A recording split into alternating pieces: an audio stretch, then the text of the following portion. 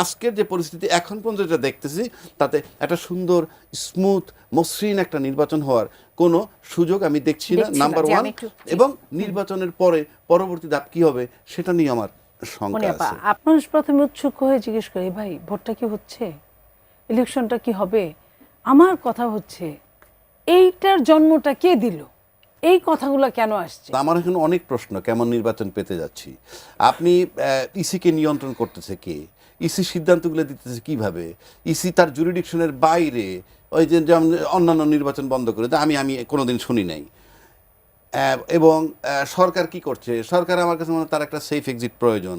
তো সব কিছু মিলে আমার কাছে যেটা মনে হয় নির্বাচনের দিকে আমরা যাচ্ছি, কারণ আমি আগেও বলছি এখনও বলছি তিনটা বড় স্টেক হোল্ডার যদি একত্র না হয় নির্বাচন হবে না, হওয়ার সম্ভাবনা কম।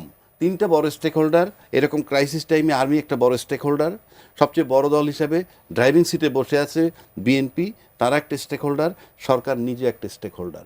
হ্যাঁ, এবং এই তিনটা স্টেক হোল্ডারের যদি ঐক্যমত্য থাকে তার একটা নির্বাচন হবে। সেই নির্বাচনটা সুষ্ঠু হোক কিংবা রক্তাক্ত হোক কিংবা খুব সুন্দর হোক সেটা আমরা বলতে পারবো না। তবে আজকের যে পরিস্থিতি এখন পর্যন্ত যেটা দেখতেছি তাতে একটা সুন্দর স্মুথ মসৃণ একটা নির্বাচন হওয়ার কোনো সুযোগ আমি দেখছি না, নাম্বার ওয়ান। এবং নির্বাচনের পরে পরবর্তী ধাপ কি হবে সেটা নিয়ে আমার শঙ্কা আছে। আপনার মতামত একটু জানতে চাইবো, কেমন নির্বাচন হতে যাচ্ছে? একেবারে আপনি যেটা বললেন যে আমি বিএনপির মনি নই, আমি শুধু মনি হয়ে আপনি বলবেন। দেখেন, আমি শুধু মনে হয়ে যে কথাটা বলতে চাই সেটা হলো যে বাংলাদেশের মানুষ ভীতকর অবস্থায় দিন যাপন করছে, সমস্ত বাংলাদেশের ভোটার প্রার্থী। এতক্ষণ যে কথাগুলো বললাম ওই কথাটাই জিস্ট কথা।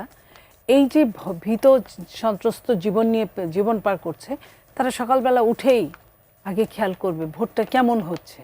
আগে যেমন খুব উৎসাহ নিয়ে সব কাজ টাজ বাদ দিয়ে সকালবেলা কিছু লোক লাইন ধরতো, মা বোনেরা লাইন লম্বা লম্বা মাইল হয়ে যেত, সেই ভোট দিয়ে তারপরে তারা রান্নাবাড়া করে খেত, বা কেউ কেউ রান্নাবাড়া করে এসে তাড়াতাড়ি লাইন ধরতো। এখন এটা না, আগে দেখবে যে ওইখানে কোনো অঘটন ঘটে কিনা, গোলাগুলি হয় কিনা, বোমা পটকা ফুটে কিনা, মারামারি হয় কিনা। যদি না হয় তাহলে হয়তো যাবে, আর নইলে হয়তো এরকমভাবে যাবেই না। এবং আরেকটা জিনিস, প্রতি 3 জনের সঙ্গে যদি আমরা কথা বলি এখন পর্যন্ত, মানুষ প্রথমে উৎসুক হয়ে জিজ্ঞেস করে, ভাই ভোটটা কি হচ্ছে, ইলেকশনটা কি হবে? আমার কথা হচ্ছে এইটার জন্মটা কে দিল, এই কথাগুলো কেন আসছে? এই ইলেকশনের আছে আর 20 দিন, এর মধ্যে যদি এই কথাগুলাই থাকে তাহলে কিন্তু এটা ভেরি ডেঞ্জারাস সুষ্ঠু নির্বাচনের জন্য।